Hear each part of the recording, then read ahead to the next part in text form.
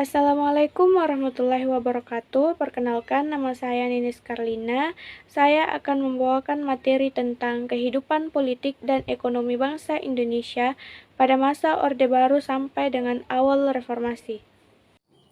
Kehidupan politik dan ekonomi bangsa Indonesia pada masa Orde Baru sampai dengan awal reformasi. A. Kehidupan bangsa Indonesia pada masa Orde Baru. 1. Kehidupan politik pada masa Orde Baru. Orde Baru merupakan sebuah tatanan kehidupan bangsa yang bertekad untuk melaksanakan Pancasila dan Undang-Undang Dasar 1945 secara murni dan konsekuen. Pada masa awal pemerintahan Orde Baru, Presiden Soekarno membuat kebijakan-kebijakan berikut. A. Kehidupan politik dalam negeri. Berikut kehidupan politik berbangsa dan bernegara pada masa Orde Baru bawah kehidupan Presiden Soeharto. 1. Penyederhanaan partai politik. 2. Menerapkan demokrasi Pancasila melalui pemilihan umum. 3. Permasyarakatan P4. B.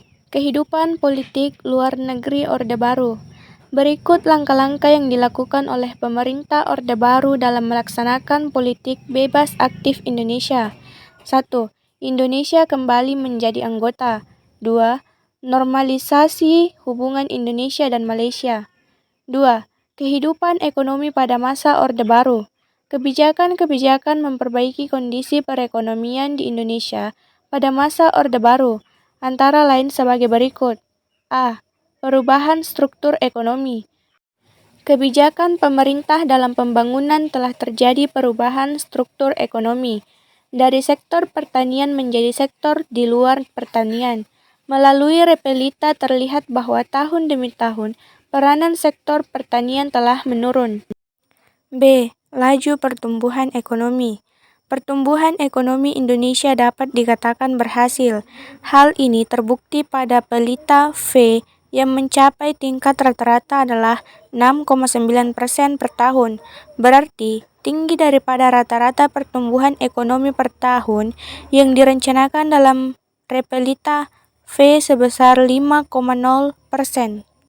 B. Kehidupan bangsa Indonesia pada masa reformasi. 1. Masa pemerintahan B.J. Habibie.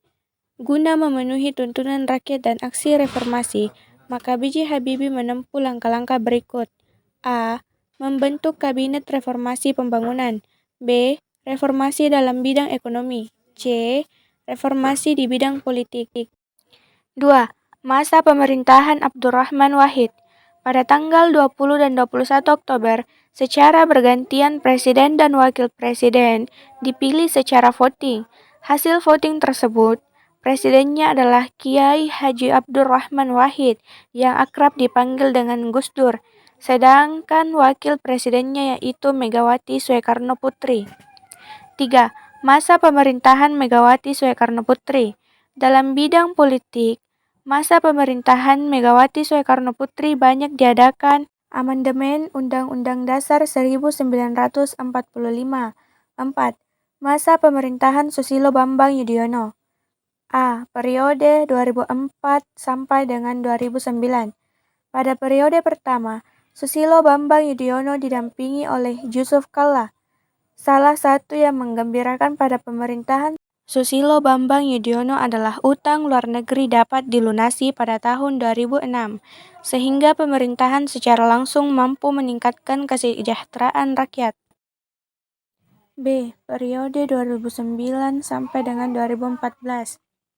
Susilo Bambang Yudhoyono terpilih kembali untuk kedua kalinya. Pada periode kedua ini didampingi oleh Boediono. 5. Masa pemerintahan Joko Widodo. Setelah SBY masa kerjanya selesai sebagai presiden, maka dilanjutkan presiden terbaru yang terpilih dan sekarang sedang menjalankan tugas kerjanya yaitu Presiden Joko Widodo yang akrab dipanggil Jokowi dengan wakilnya Muhammad Yusuf Kalla. C. Peranan mahasiswa dan pemuda dalam perubahan politik dan ketatanegaraan Indonesia. 1. Masa pra-kemerdekaan. 2. Masa kemerdekaan. 3. Masa Orde Baru. dan 4. Masa reformasi. Sekian penjelasan dari saya. Wassalamualaikum warahmatullahi wabarakatuh.